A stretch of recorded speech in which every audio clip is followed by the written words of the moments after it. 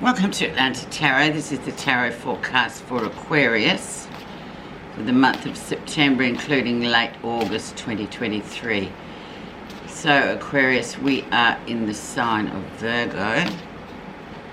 The element is Earth, and you are in your 8th house, the house of receivership and taboos. So let's see what comes for you.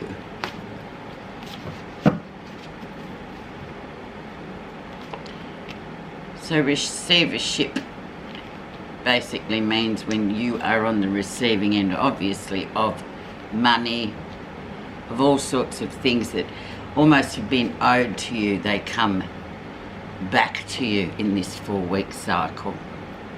It also dredges up taboos. So the 8th house is governed by the zodiac sign of Scorpio. So say no more. Lots of things that are kind of not really spoken about rise to the surface this month.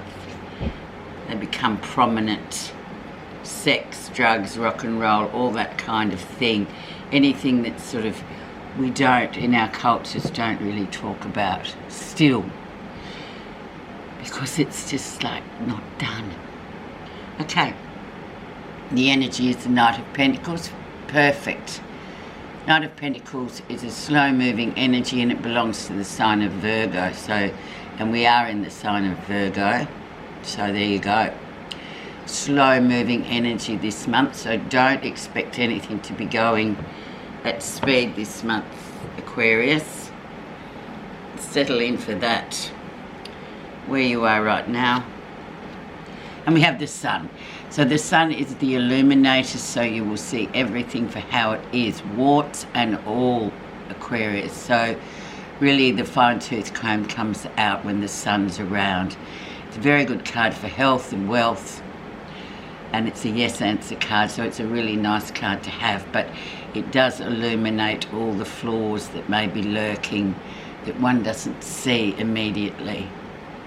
So whatever that is, it's a major card, so it's a work card, so it's talking about this is major for you. You have to really put the spotlight on anything that you are doing this month, this 4 weeks I should say. Make sure everything's in order, Aquarius. That is influenced by the Emperor. The controller, the control freak. It's really important when the Emperor's around to get it right. So things have to be done correctly. Very much it's about control, and it's about sort of exercising all the stuff you've learnt, I suppose. Very masculine energy, but it's about sort of really enforcing that. So whatever's going on for you this 4 weeks, you have to be quite meticulous, as is the Emperor, and quite controlled about how you go about things. There could be somebody around you also, a masculine energy that is quite controlling in terms of they are running the show. So whatever that is, you're receiving, remember. So this energy can be for really fabulous positivity, or it can be negating and negative. So let's go on the positive side with that one. So just be aware of that. Make sure everything's precise, Aquarius, this month. 4 weeks, sorry. Let's see what July and August brought for you. And we had Justice. So very karmic, very much about you reap what you sow, what you put in, you get out. So this sits here very prevalent, sitting at the top as well, just making sure that everything is as it seems. So we've got 3 big cards already, Aquarius, so it's quite lining up to be quite an important month for detail.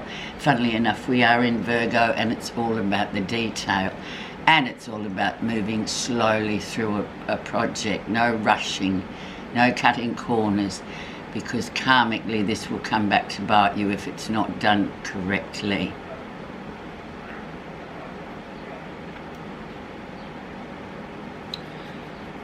Recent influences.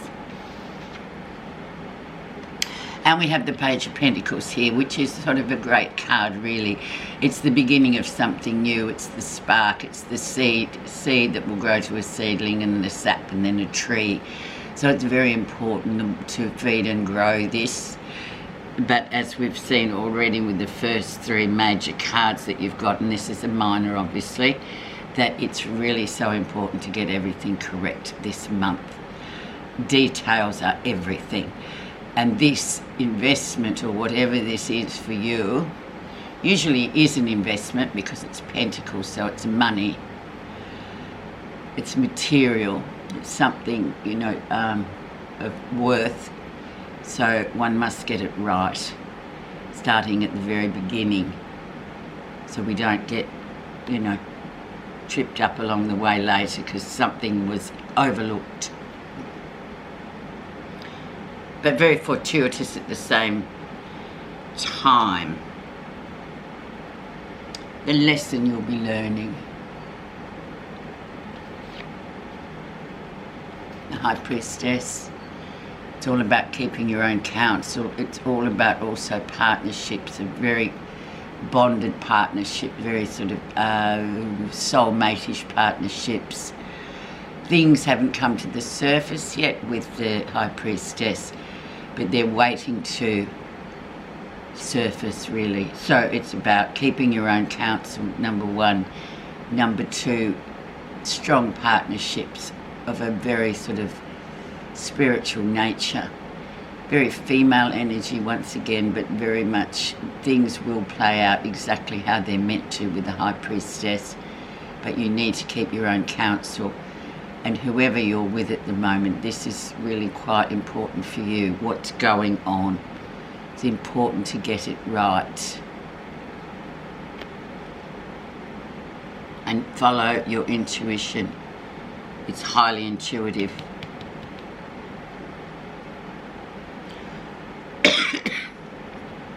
Near future. And then we have a bit of a Hanged Man situation coming in here, which is going with the flow. So just be patient. Things will be going slowly, Aquarius, so don't try and hurry it up. It's sort of like the lesson of patience. This one, go with the flow. Things are just sort of hanging in the balance. They're not going to be a quick fix. It's not going to be straight away. We'll find out why in a minute. What's happening that you're not realising? You have the Chariot. Oh my God, all these big cards. It's ridiculous. The Chariot. So emotional discipline is really, really, really, really important, Aquarius. So once you've settled into that vibe of, okay, things are going to go slow moving, I've got to be meticulous, I've got to be intuitive, I've got to sort of surrender somehow to the powers that be, it's fine, it will work out. But emotional discipline is key, absolutely. And you may not be thinking this is what's happening that you may not be thinking of. It's also about journeys as well. Very much journeys by road, cars, that kind of, it's movement. So you need to be really, really, really meticulous on this journey.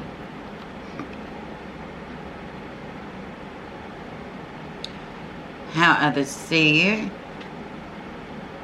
The Moon. There's something hidden, there's something obscured with the Moon. It's almost something, yeah, if things seem too good to be true, they probably are. This is the subconscious mind. It's also very much to do with dreams and messages through dreams, nighttime activity. But things aren't really clear at the moment. So we just have to wait and see. So once again, it's a bit like the Hanged Man. It's a bit of a patient energy. But just wait for the clouds to disperse so you can see clearly again. There's something kind of hidden. There's something hidden here. But in time, it will come to, you will get the clarity you need. And we can't do much about the Moon. It is there for a reason, so we'll just sit with that one. So that's 2, 4, 6, 7 big cards, Aquarius. Okay, let's see positive feelings. 7 of Cups. If it looks too good to be true, it probably is, so just really keep that in mind. This is an emotional card. Everything can, you know, it's almost like, oh, everything's going along swimmingly. I've got everything I want. However, in our existence here, that is really achievable. So just be careful of it. And you are aware that it could be, something could be lurking that you haven't seen yet. Something's hidden here. It's not as good as it looks. So just heed the other warnings of these big cards and take your time. The outcome. And we get the Queen of Swords, and so she clears everything up. So really you get clarity at the end. You get to see what it is at the end. Very much an Aquarian card. Very much a card of clarity. And just sort of really going through, and your card actually too, very female card is the Queen of Swords. She governs the Aquarians, the Geminis and the Librans. So you will get clarity at the end of this 4-week cycle, and receivership will be yours. Let's now see what the Oracle has to say. So I think today we should put a clarifier on that 7 of Cups. So what is it that's looking too good to be true? What is it?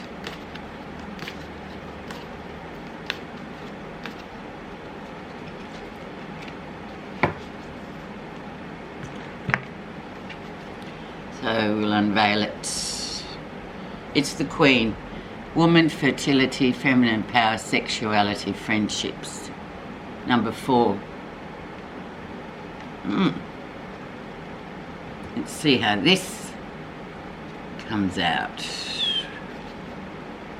Fertility, beauty, female sexual energy, earthly pleasures and friendships among women. The Queen summons you to bestow her gifts upon you so that you can revel in the beauty of life. The Queen appears to remind you of the importance of self-esteem, self-worth and holding your head high. Now is the time to set boundaries with others with gentle authority, yet try not to be isolated from them in the process. The Queen knows how to delegate authority when she needs to. Summon your inner Queen and ask for what you need. The Queen also asks you whether you're having fun. Maybe you need to read a good book with a cup of cocoa, go to a spa, make plans with your pals, look after yourself and remember to nurture your friendships. The Queen knows that she needs allies in the world to sustain her, and in return she shares wealth with you. If you're inquiring about a specific female or relationship to her, the Queen stands to represent her, which will bode well or not so well depending on which cards flank her. This card also represents pregnancy, either as a metaphor or as a true miracle of life itself. The Queen is always a powerful omen and ally. There you go, Aquarius. Very interesting. Okay. Have a great month. It's going to be a very interesting month. Thank you so much for listening, Aquarius.